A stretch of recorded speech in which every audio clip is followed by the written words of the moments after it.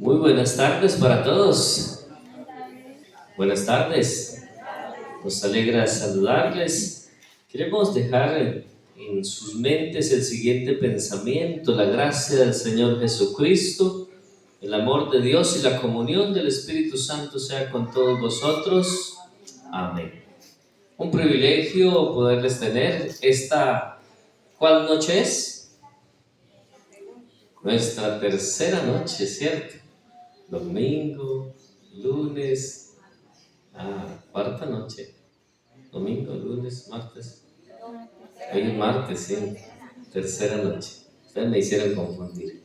Y nos alegra poder compartir con ustedes. Les decía ayer, es muy inusual que, cierto, a las 4:30 de la tarde usted se esté alistando para venir a la iglesia. Pero qué privilegio que el Señor nos regala hoy, una vez más, poder estar en este lugar. Y en esta tarde, al igual que ayer, quisiéramos hacer una oración especial. ¿Cuántos les gusta orar? Amén. ¿Y cuántos creen en la oración? La oración tiene mucho ¿qué? Mucho poder. Por eso en esta tarde quisiera invitar a todos los que quisieran orar por sus hogares. ¿Cuántos esposos hay aquí? ¿Y cuántas espositas? Muy bien. ¿Les gustaría orar por su hogar? Bueno, los que están juntos, pues vengan juntos. Yo le voy a pedir a mi esposita que venga, no me deje solo. Y los que estén junticos, vengan, vamos a venir aquí un poquito adelante, vamos a colocarnos en las manos de Dios. Si hay algún joven, algún hijo acá que no está su papá, no está su mamá, pero quisiera colocar el hogar de sus padres en las manos de Dios, vengan aquí adelante y vamos a clamar al Señor en esta hora. Así que, si está el esposito con la esposita, tómela allí de la mano o denle un abracito y entonces vamos a elevar una plegaria al Señor. Oremos. Bondadoso y eterno Padre que estás en el cielo, en esta tarde nos gozamos, nos alegramos de poder estar en tu presencia. Qué privilegio que nos regala, antes de terminar el día, poder separar un espacio para buscarte, para escuchar tu palabra, para ser alimentados con esa porción de tu palabra que tienes para cada uno de nosotros hoy. Y en este espacio de oración queremos colocar en tus manos cada uno de nuestros hogares. Tú, desde el principio, instituiste la familia. Pero el enemigo está empeñado en destruir los hogares, en acabar esas uniones que un día en el altar nos profesamos hasta que la muerte los separe. Pero hoy en día muchas personas han perdido su hogar. El enemigo se ha entrometido, ha traído problemas, ha traído circunstancias difíciles que han hecho que se separen, que se destruya el hogar. Y cuando se destruye el hogar, se destruyen muchas vidas, se destruyen los hijos. Señor, si hay alguna familia que de repente está a punto de separarse, permite, oh Padre, que tu bendición sea sobre ellos, que tú intervengas y pueda restablecerse. Bendice las familias que están constituidas y que forman parte de la iglesia. Que tú puedas traer paz, consuelo, que tú puedas traer seguridad, amor, que pueda dar ese amor a cada cónyuge para que, Señor, tomados de tu mano poderosa, podamos permanecer juntos hasta cuando tú nos llames al descanso o aparezcas en las nubes de los cielos. En tus manos colocamos cada familia en esta tarde, a cada hijo, y permite, oh Dios, que la familia, que es el centro de la sociedad, tú puedas estar ahí en el centro de cada hogar, constituyéndoles para el reino de los cielos. En tus manos colocamos a esta preciosa familia de esta iglesia, a cada uno de los amigos, y permite, oh Dios, que por tu gracia divina nos preparemos para el encuentro con nuestro Salvador. En tu mano nos colocamos en esta hora, en el nombre de Jesús. Amén y amén. Muy bien, muchas gracias. Vamos a regresar ahí a nuestros puestos y vamos a preparar nuestro espíritu para que en esta tarde también podamos ser alimentados con el mensaje que el Señor ha preparado y nos ha enviado con nuestro evangelista, nuestro hermano Nelson.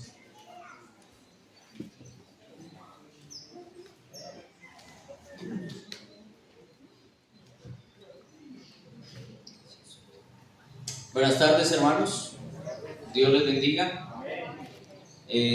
Gracias al cielo porque nos reúne en este lugar. Amén. Es una bendición grande la que Dios nos da, poder reunirnos libremente para seguir aprendiendo de Él y adorando y glorificando su santo y bendito nombre. Amén. Quiero invitarle para que, aunque acabamos de orar por las familias, quiero que hagamos una oración especial para que lo que escuchemos en esta noche sea palabra de Dios y pueda tener un impacto en nuestra mente. Amén. Inclina tus ojos, inclina tu cabeza, cierra tus ojos y vamos a orar.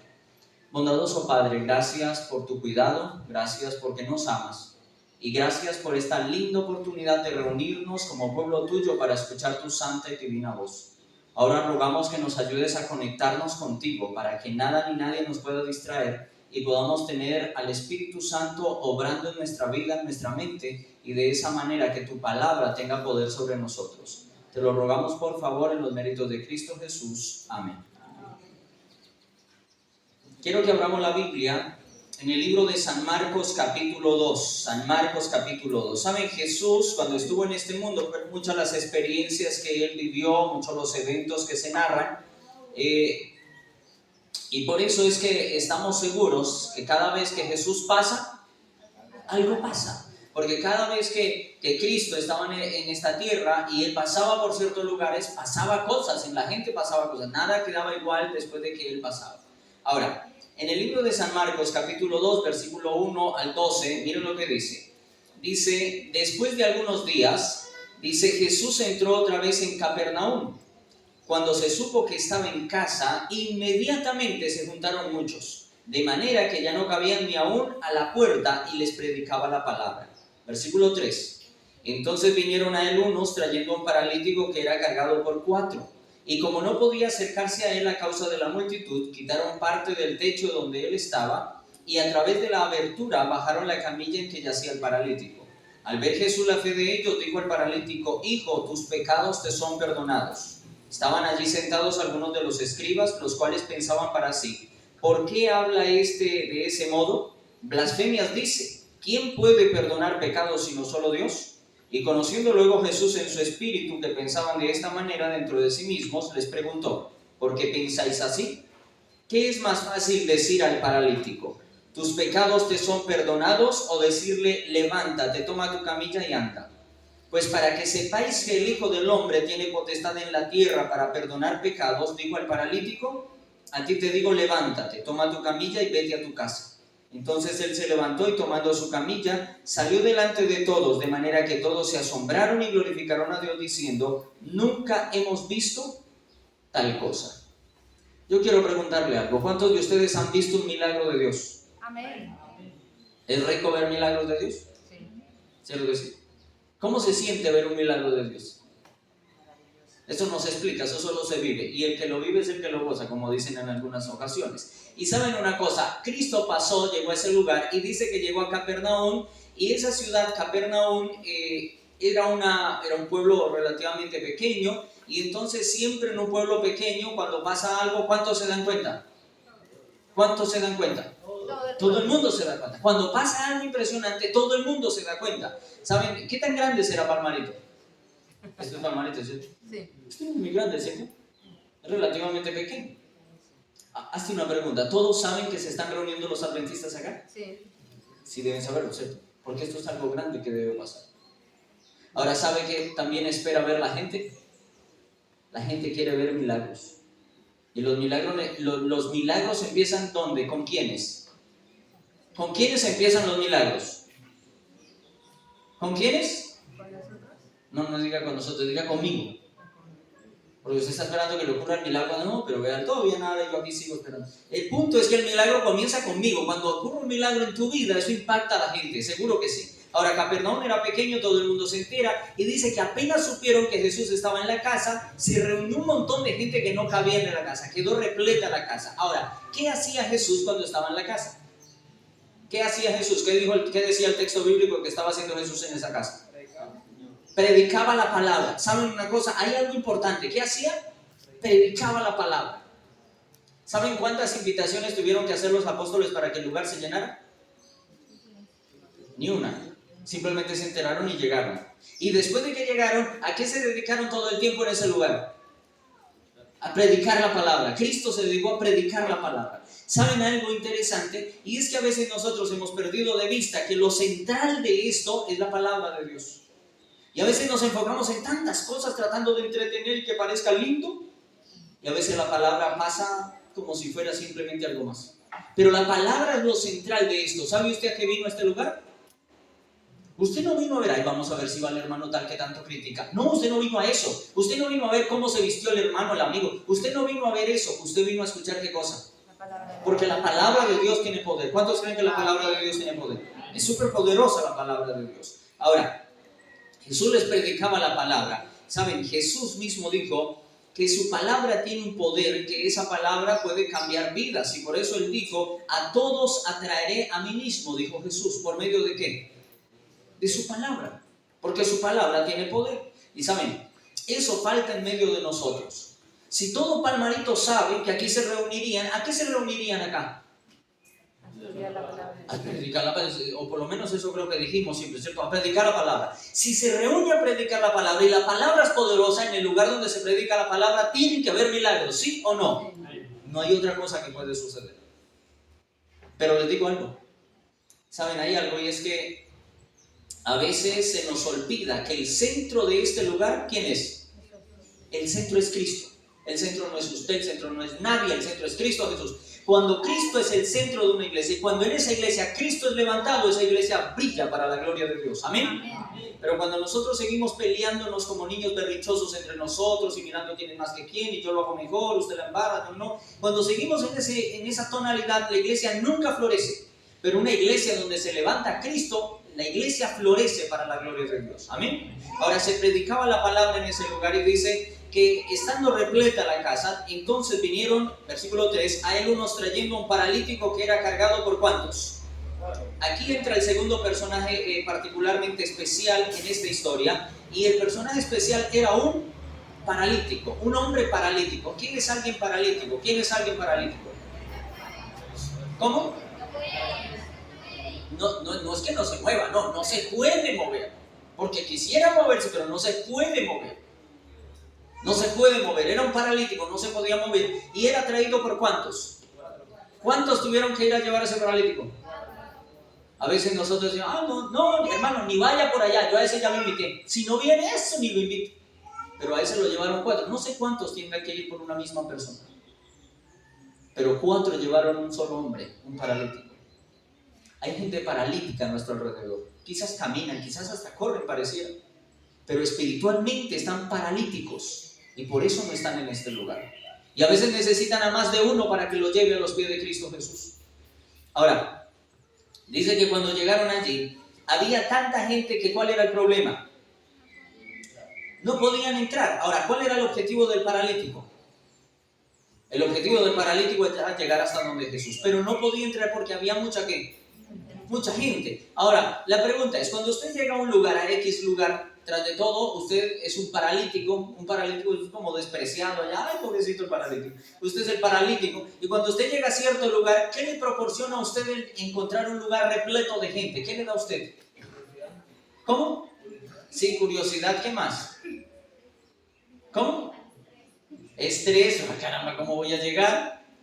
Pero hay otra cosa que también nos da, o yo no sé si a usted no le da, pero a mí me da. Y es que cuando yo llego a cierto lugar y hay mucha gente, a mí me da como pena, como miedo, me da como timidez. Y entonces más cuando yo sé que a mí me toca pasar al frente, peor el asunto, porque más miedo me da.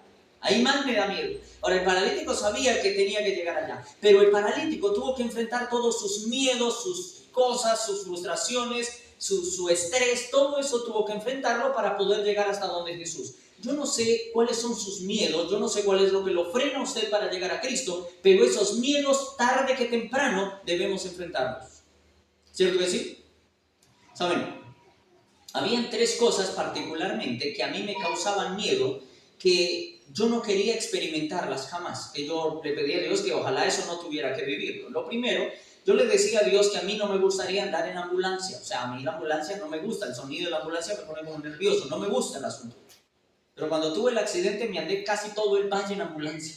Eso es horrible andar en eso. Ahora, había otra cosa que a mí no me gustaba, y era tener que andar en funeraria. Ese era peor todavía, andar en una funeraria era peor.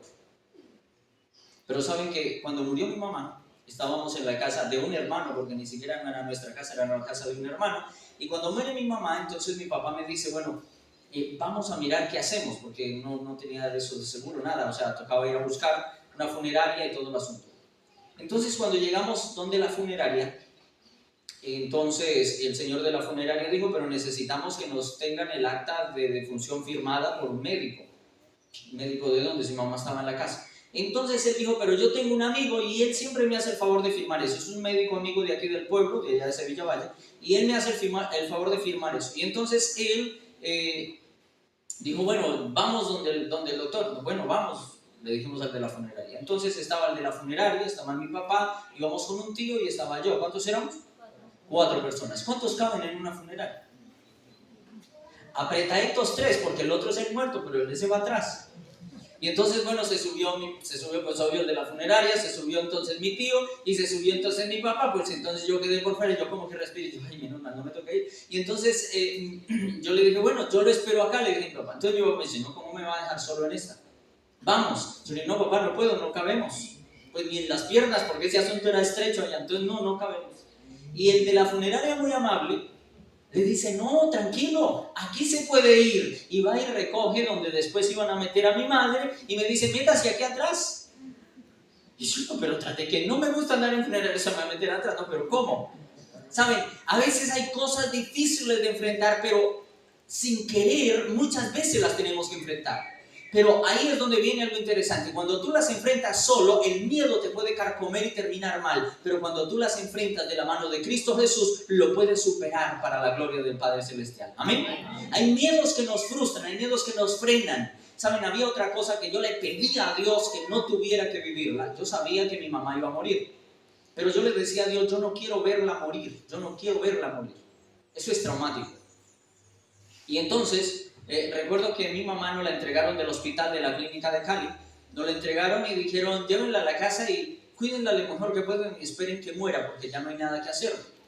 Nos la llevamos, ella la entregaron un viernes en la tarde, duró todo ese viernes en la noche, el sábado todo el día, y saben, durante todo ese tiempo yo casi ni iba donde mi mamá porque me daba miedo verla morir. Yo sabía que se iba a morir, ya mi mamá no podía hablar, ya ella no podía moverse, ya ella estaba muy mal. Ahora, después el sábado, ya en la tarde, ya cuando se estaba a punto de terminar el sábado, recuerdo que mis hermanas, que eran las que la estaban cuidando durante todo el viernes en la noche, estaban con ellas en la clínica, ya estaban exhaustas, cansadas, y entonces me dicen, Nelson, venga por favor, y por lo menos quédese un ratito mientras nosotros nos bañamos, comemos, medio dormimos, porque ya estamos agotadas.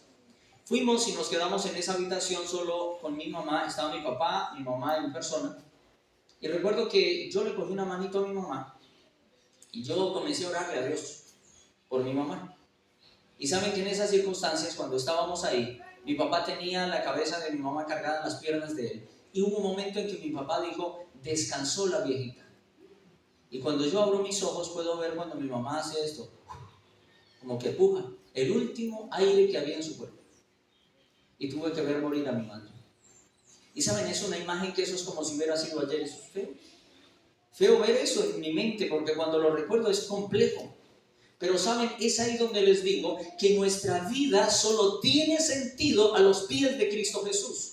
Porque si yo no tuviera una esperanza, ¿qué sentido tendría seguir viviendo? Pero en Cristo Jesús hay esperanza. Saben, el paralítico llega, todo está lleno de gente, una multitud de gente llena la casa, pero él tiene un objetivo claro, él quiere llegar a Jesús. Hay un montón de impedimentos, hay un montón de obstáculos, pero a él no le importa, él quiere llegar hasta donde Jesús. Intentan meterlo por la puerta, nadie lo deja entrar. Intentan meterlo por la ventana, nadie lo deja entrar. ¿Saben cuál es el problema con la multitud? ¿Saben cuál es el problema con la multitud? El problema con la multitud es que hay mucha multitud que rodea a Jesús. Porque en la casa, le pregunto, ¿ustedes creen que todos los que estaban en la casa era gente sincera? No necesariamente, ahí había de todo, habían chismosos, habían sapos, había de todo, gente que se iba por mirar, por criticar, otros que iban por criticar a Jesús, iba de todo allá. Y iban otros que sí eran sinceros, otros que en realidad buscaban salvación. Ahora, el problema es que entre toda esa multitud había gente sincera como ese paralítico que quería llegar hasta Cristo para encontrar salvación, pero la muchedumbre de gente no lo dejaba llegar a Jesús. Hágase usted una pregunta, ¿tú eres de los que siguen a Jesús? ¿O tú eres de la muchedumbre que tapa el paso para que otros lleguen? Porque podemos ir de las dos partes, de una de las dos partes. ¿Saben? Testimonios, tomo 1, página 188, Elena de White dice: sería más aceptable para el Señor si los miembros tibios, ¿cuáles miembros? ¿Ustedes creen que hay miembros tibios en la iglesia? ¿Cómo? Ahí donde están. Sería más aceptable para el Señor si los miembros tibios que profesan la religión nunca se hubieran llamado de su nombre. Son un peso continuo para los que desean ser fieles seguidores de Jesús. Son piedras de tropiezo para los incrédulos. Saben, hermanos queridos, usted y yo estamos aquí por los méritos y la misericordia de Jesús, pero no echemos a perder el plan de salvación de Cristo Jesús para nosotros ni para tanta gente que quiere llegar a Jesús, porque nuestro estilo de vida o abre las ventanas del cielo a la gente, o ¿qué pasa? O se las cierra. Nuestra vida hace eso.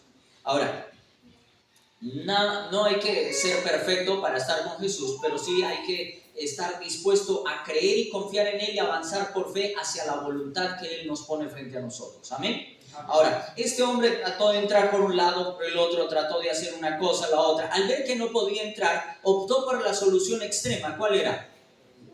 Por el techo. Por el techo. Ahora, ¿eso fue una buena o una mala decisión? Esa fue la única opción que tenía. No tenía más opciones. ¿Saben? Hay algo interesante. Ese hombre era un hombre paralítico. Y como era paralítico, él lo hizo el todo por el todo. Dijo, o yo o llego, porque era un paralítico. El resto de gente, como podía caminar, no sentía tanta necesidad. Quizás entre el montón de gente había unos que estaban solo atrás, no alcanzaban ni a ver a Jesús, pero tampoco se esforzaron por llegar hasta cerca de Jesús. Pero el paralítico dijo, yo llego o llego, porque yo estoy paralítico, mi vida no tiene sentido sin Él. Pero si yo llego, mi vida cambiará. Ahora, el paralítico va y abre el techo. Y saben, bueno, no el paralítico, los amigos del paralítico. Y eso es otra enseñanza práctica. ¿Quiénes rodean tu vida? ¿Qué tipo de amigos tienes tú? ¿Los amigos que te llevan a Jesús o amigos que te alejan de Jesús? Los del paralítico eran buenos porque los llevaron a Jesús. Ahora, Dios estaba allí presente con un objetivo claro y era dar salvación a todas las personas. Pero entre todas esas personas había un paralítico que lo buscaba con un ansia impresionante. Hicieron un hueco en la casa y lo bajaron y lo dejaron especialmente frente a Jesús en el medio de toda la multitud. Ahora, fíjense en esto. Si está Jesús predicando, porque eso era lo que estaba haciendo, predicando la palabra, y pronto comienzan a hacer un roto. ¿Ustedes creen que se dieron cuenta desde un ratico que comenzaron a romper el techo, sí o no? ¿Saben? Los techos de las casas de allá no eran tejas de zinc, no crean eso. ¡Ay, comenzó a sonar el zinc! No, allá no comenzó a sonar el zinc. Los techos de allá eran hacían una estera de palos y sobre ellos echaban barro, o sea, los techos eran como si fueran de barro. Tenían allí una situación para evitar, porque el calor allá es más intenso. Ahora, me imagino yo que cuando comenzaron a romper el techo, comenzaron a caerle también pedazos de terrones abajo a Jesús y a todos. En ese momento, ¿ustedes qué creen que hizo Jesús con su sermón? ¿Qué pasaría si uno está aquí predicando y comienza alguien aquí a meterse a romper el techo? ¿Qué pasaría con el sermón? Pues se echa a perder el sermón, porque es como y el man allá rompiendo. ¿Quién predica? Pues toca ponerle que a ver qué es lo que quiere hacer el del hueco. Ahora, en ese momento el sermón de Jesús simplemente se corta. Pero hay algo importante. A Jesús no le interesó que su sermón lo cortaran, porque a Jesús le interesaba salvar a ese hombre que lo venía a buscar. ¿Amén? A Jesús eso le interesaba. Ahora, el hombre comienza a romper, comienzan a bajarlo. Y saben, Estaban allí ese montón de gente, todos viendo, todos perplejos, veían cómo él rompía el techo. Y saben, cuando ya está frente a Jesús, ocurre el milagro. Y saben, allí viene algo importante. Cuando dice, al ver Jesús la fe de ellos, dijo al paralítico. ¿Al ver qué cosa? La pregunta es, ¿cuántos de los presentes tienen fe? Levante la mano el que dice, yo tengo fe. Listo. Ahora hágase la pregunta, ¿la fe se ve? ¿Cómo que no? Si su fe no se ve, entonces su fe está muerta. Porque Cristo dijo en el texto, al ver Jesús, ¿qué cosa? La fe de ellos. ¿Qué vio Jesús? ¿La fe se ve o no se ve? La fe se ve. ¿Saben? Hay algo de lo que la gente a veces se cansa. Y es de tanta teoría. Y entonces usted va y le dice a la gente un montón de teoría y le dice, tenga fe. Y la persona le pregunta, ¿usted tiene fe? Sí, yo tengo fe. Y todos decimos tener fe, pero en medio de las crisis, yo no sé qué tipo de fe tenemos, pero nos desesperamos igual que cualquiera. ¿Cierto que sí?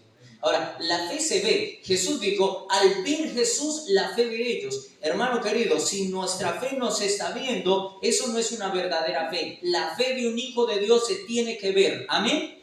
¿Por qué reconocían? Por ejemplo, ¿ustedes saben en qué lugar fue que comenzaron a llamar cristianos a los seguidores de Cristo? ¿En dónde? En Antioquía. ¿Por qué los comenzaron a llamar así? Porque eran seguidores de Cristo. Y los identificaban como seguidores de Cristo, ¿por qué?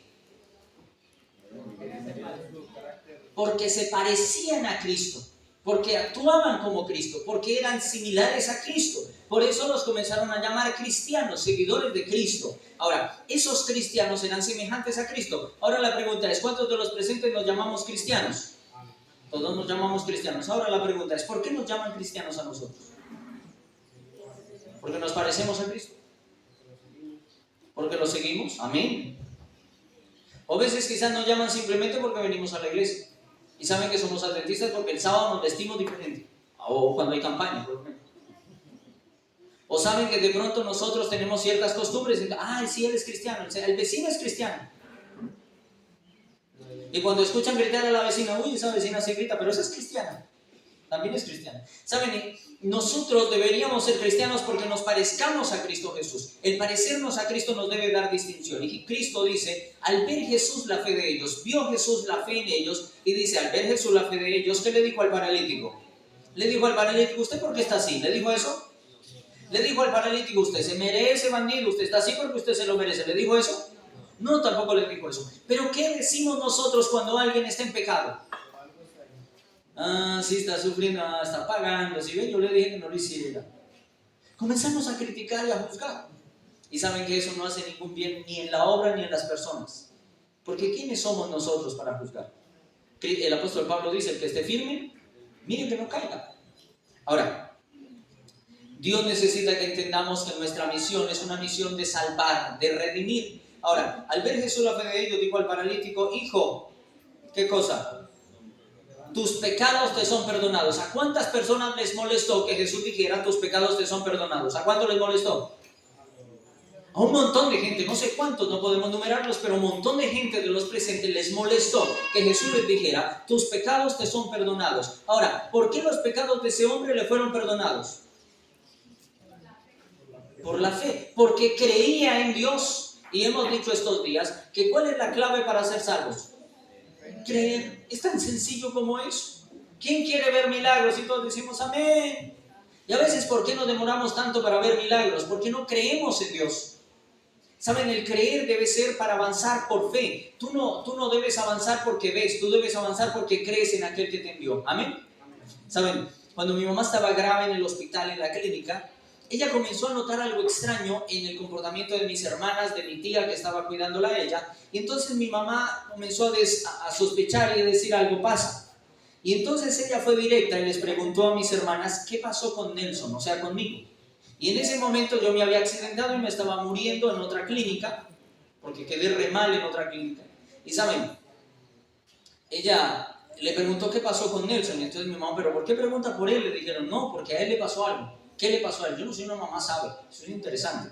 Ahora, ella dijo, ¿qué le pasó? Y entonces mis hermanas le tuvieron que contar, no mamá, tuvo un accidente, pero no es tan grave. Y yo me estaba muriendo, pero no es tan grave, pues claro, para no asustarla. Ahora, después de unos días, al ver que no se sabía nada de mí, mi mamá dijo, yo necesito ir a verlo.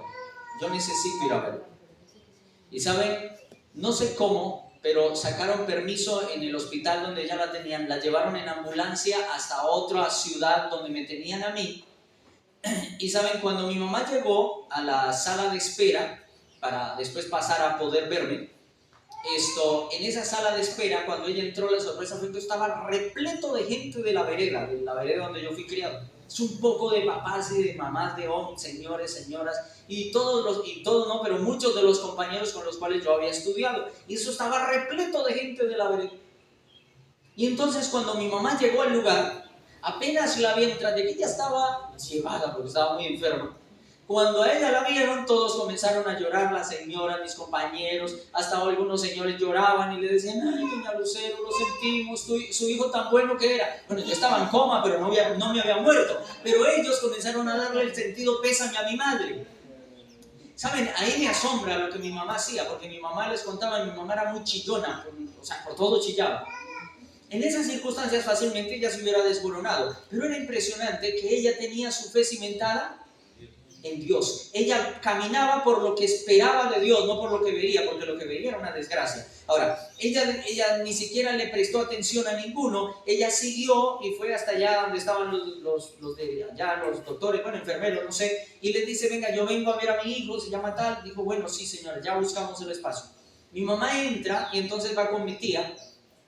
Y cuando entran a la sala le dicen, él está en la sala número no sé qué. Y cuando entran a la sala donde debo estar yo, entonces, pues ellas iban solas, entonces ellas comienzan a buscarme. Entonces hay una hilera de camillas aquí para allá y otra hilera aquí para allá. Son un montón de gente en una sola sala. Entonces ellas comenzaron a buscar de uno en uno entre todos los que habían allí moribundos. Y entonces me parece particular que ya me cuentan, mi tía contó que cuando entraron les impactó el aspecto del primer paciente. Y cuando llegaron el primer paciente lo vieron tan horrible. Sus ojos estaban en sangre, estaba a punto de reventarse su cabeza porque estaba llena de sangre. O sea, era impresionante, era un monstruo lo que había allí tendido en esa cama, partido hasta donde no podía esos huesos. Y entonces ella les dio tanta lástima que se olvidaron de buscarme a mí y comenzaron a orar por el pobre miserable que estaba ahí de primero. Y entonces después de que oraron por él, y ay, pobrecito ese muchacho, Dios lo levanta, Dios lo ayuda, no sé qué. Entonces siguieron buscando, fueron hasta abajo, volvieron a subir, no me encontraron. Entonces, como no me encontraron, entonces se fueron donde un doctor, le dijeron, doctor, venga, es que estoy buscando a mi hijo, pero no está acá. Dijo, sí señora, su hijo se llama Nelson Gómez. Sí, su hijo sí está acá. Entonces dijo, no está acá, yo ya busqué de uno en uno, no está acá. Dijo, sí, su hijo es el primero. Mi mamá dijo, no, ese no es mi hijo.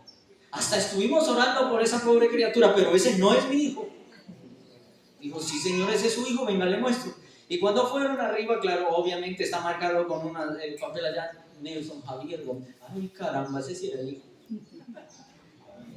Cuando mi tía, ella cuenta, cuando mi tía y mi mamá fueron allí otra vez a ver al monstruo que había entendido, mi tía esperaba que mi mamá quizás se desmayara, no sé, una cosa así. Pero ella dice que mi mamá lo único que hizo fue que me acarició y me dio un beso. Ahí ya me dio un beso porque ya no era un extraño, ya era el hijo. Entonces ahí me dio un beso y ella dijo, yo sé que Dios me lo va a levantar de aquí. Yo a usted lo veo de pie antes de que yo me muera. Eso fue literal. Porque yo me levanto del accidente, ya comienzo a caminar, porque bueno, pasé por un proceso, pero cuando ya pude aprender a caminar nuevamente, después de eso mi mamá muere enseguida. Pero mi mamá vivía con una esperanza gloriosa en Cristo Jesús. Ella no caminaba por lo que veía, ella caminaba por lo que Cristo le prometía. Y yo hoy le doy gloria a Dios porque por la madre que tuve, yo hoy estoy en la iglesia adventista del séptimo día. Porque si fuera por mí, créanme que estaba bien lejos. Pero la gracia bendita de Cristo, por eso yo les digo, madres, los que son madres, oren por sus hijos. Así el hijo sea bien bandido y sinvergüenza, ese niño regresará por la gloria de Dios. Porque la oración de una madre es escuchada ante el trono de la gracia. Y ese hijo será salvo para la bendita bendición del cielo y para la alegría de las madres. ¿Saben? Este hombre estaba allí y cuando Jesús le dice, hijo, tus pecados te son perdonados, a un montón de gente le incomodó eso. Y entonces comenzaron a pensar dentro de sí, ¿cómo este es capaz de decir esto? ¿Cómo puede decir esto? El único que puede perdonar pecados es Dios. Y en ese momento dice el registro bíblico que cuando Jesús le dice, hijo, tus pecados te son perdonados, y al ver que ellos pensaban de esa manera, Jesús les hace una pregunta. ¿Qué les dice? ¿Ustedes por qué piensan así? ¿Ustedes por qué se enfrascan en eso? ¿Por qué tratan de bloquear el poder de Dios? ¿Por qué no deciden mejor creer? Cristo había venido a este mundo particularmente en ese momento por el pueblo de Israel, pero a los suyos vino y los suyos, ¿qué pasó? No le recibieron, lo rechazaron y lo crucificaron. Iglesia querida, iglesia adventista, hermanos queridos y amigos, Cristo hoy nos ha dado la oportunidad a nosotros de ser el pueblo elegido de Dios para dar buenas nuevas de salvación a todo el mundo. Amén. Deberíamos aprovechar ese privilegio. Deberíamos aprovechar ese privilegio. Ahora, en ese momento Jesús les hace una pregunta. Pues para que sepáis que el Hijo del Hombre tiene potestad de perdonar pecados. Ahora, Él les hace una pregunta y les dice, ¿qué es más fácil decir a este hombre? Levántate, toma tu camilla y anda, o tus pecados te son perdonados. ¿Qué era más fácil para Jesús decir? ¿Tus pecados te son perdonados? O decirle, levántate, toma tu camilla y anda. ¿Qué era más fácil para Él? ¿Qué era más fácil? Como humanos decimos, pues tus pecados, porque al fin y al cabo si fueron o no fueron, uno que iba a saber. Pero es que no era un humano el que lo estaba diciendo, era Dios. Dios hecho hombre. Y como era Dios hecho hombre, cuando Él hizo la pregunta, ¿qué es más fácil? Él quería que hoy usted y yo, por el registro bíblico, analicemos esto. ¿Qué es más fácil decirnos a nosotros? Dios, ¿tus pecados te son perdonados o hacernos un milagro X? ¿Qué es más fácil para Dios? ¿Qué era más fácil para Jesús en ese momento? ¿Decirle al paralítico, levántate, toma tu camilla y anda? ¿O decirle, tus pecados te son perdonados? ¿Saben? Les voy a decir una cosa. Para Jesús decirle a ese paralítico, levántate, toma tu camilla y anda, Jesús no había tenido que venir a esta tierra. Jesús desde el cielo, con solo pensarlo, ese paralítico hubiera podido, ¿qué? Caminar, hubiera sido sanado. Pero para Jesús poderle decir a ese paralítico, tus pecados te son perdonados, Cristo tuvo que dejar su gloria, Cristo tuvo que dejar su trono, Cristo tuvo que hacerse hombre, nacer en un pesebre con unas circunstancias terribles, Cristo tuvo que cargar nuestros pecados, Cristo tuvo que ser azotado, Cristo tuvo que ser burlado, escupido, azotado, Cristo tuvo que ser crucificado para, por medio de ese gran sacrificio, tanto al paralítico como a nosotros hoy podernos decir, tus pecados te son perdonados. Tus pecados te son perdonados. Iglesia querida, Cristo lo ha hecho todo para perdonar nuestros pecados. Cristo lo ha hecho todo para que usted y yo hoy tengamos esperanza de salvación en Cristo Jesús. Y saben, vale la pena aprovechar la oportunidad que nos da Dios a nosotros. Saben, hay mucha gente que dice, no, pero es que yo lo que no voy a la iglesia es porque es que en la iglesia hay un montón de hipócritas. ¿Eso es verdad o mentira? ¿Eso es verdad? Es un montón de hipócritas.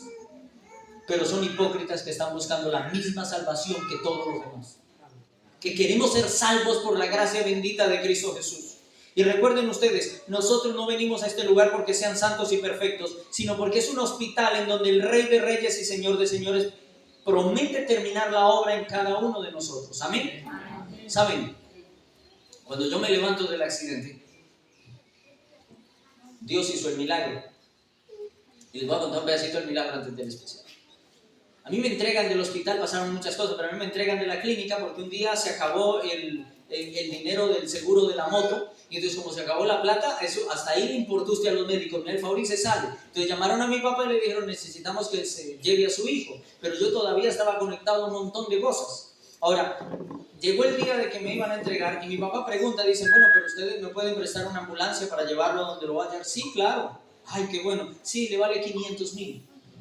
No tenemos ni 100 pesos. Entonces mi papá dice, no, yo no tengo. Entonces mi papá va y se busca un amigo de un Renault 9 viejo y lo parquea ahí frente a la clínica.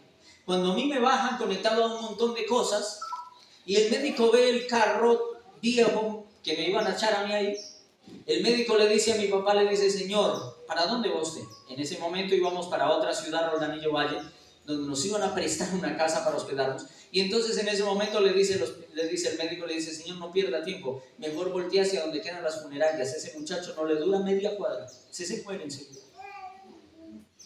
Pues no me he muerto, que estoy. Ahora, el punto es el siguiente: me subieron al carro, llegamos a Rodanillo, pero el hombre seguía así como en coma, tirado en una cama. Mi tía, que era una tía que me cuidaba, ella me cuenta que ella me embutía la comida aquí a la boca, me la embutía y me chuzaba, y yo, por evitar ahogarme en medio de mi inconsciencia, tragaba la comida para no dejarme morir. Era impresionante. Ella me tenía que bañar, me tenía que hacer todo. Eran unas circunstancias horribles. Bueno, yo no me acuerdo de eso, menos mal, pero lo que me cuentan da como vergüenza. Ahora, en cierta ocasión, después de tanto cuidarme, el hijo de mi tía le dice, o sea, un primo, le dice: mamá, váyase ya para la casa, Nelson ni se mejora ni se muere, o sea, déjenlo ahí, eso ya no va a pasar nada con ese muchacho. Entonces mi tía, el esposo de ellos, o sea, mi tío, que es anciano de iglesia, entonces él decide ungirme para pedirle a Dios. ¿Para qué se unge una persona?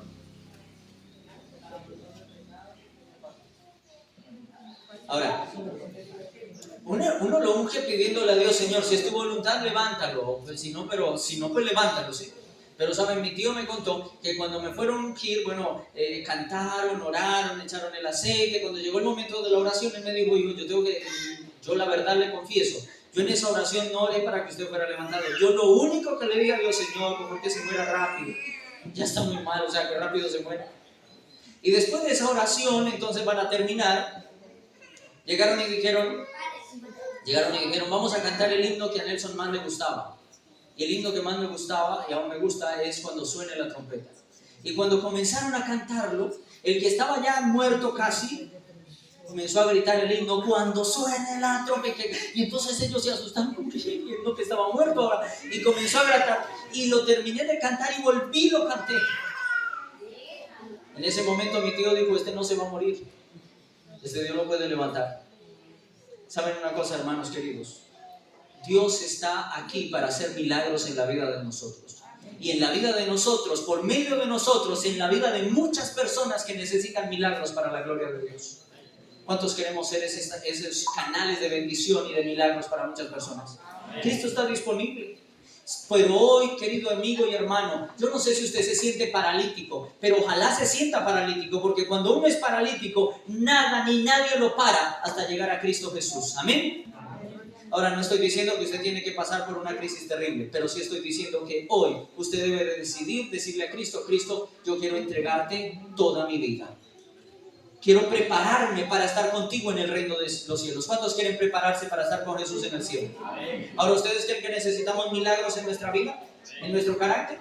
Necesitamos milagros. Pero la decisión es tuya hoy, prepararte para estar con Cristo Jesús en el reino de los cielos. Amén. Vamos a escuchar una alabanza. Y saben, es una alabanza que nos motiva a prepararnos hoy para poder un día estar con Cristo en el reino de los cielos. Amén. Y yo quiero que mientras mi esposa y mi hija cantan, en su mente le diga a Cristo: Cristo, yo quiero prepararme porque yo quiero estar contigo en el cielo. Y si hay miedos, si hay frustraciones, si hay cosas que necesitas superar, que en el nombre de Cristo las superes y puedas salir victorioso en el nombre de Jesús.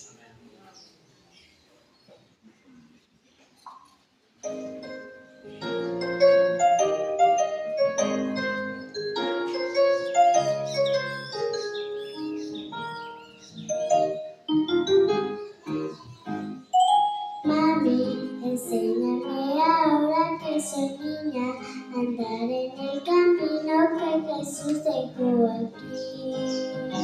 Con la fe será que yo soñé, hacer la voluntad de Cristo mi Señor. Enséñame, mamá. Hija, te enseñaré ahora que eres niña, que Cristo ya murió en una cruz para salvar, para librar tu corazón del mal y darte